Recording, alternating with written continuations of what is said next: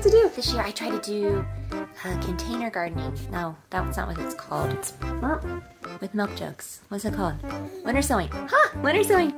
There's a ton of videos on the internet on winter sowing, and they didn't go into specifics. But one thing I did see a lot of people talk about is that the seeds are gonna grow whenever they wanna grow. So I'm seeing like on TikTok and on YouTube and on all these social media platforms, all these people with their seeds coming up, great, and they're planting, and it's cold here still. Today it's 50 and rainy and gross.